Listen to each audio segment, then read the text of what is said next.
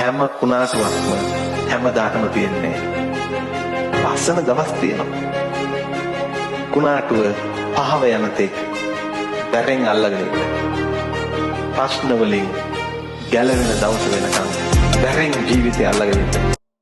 පාන්ටබ වෙලා දිවි ගමනේ නවාතෙන් සොයා රැඳෙන්නට හිතයි සෙවනේ සුසුම් හැර තමා ඔපින් ලැබුණ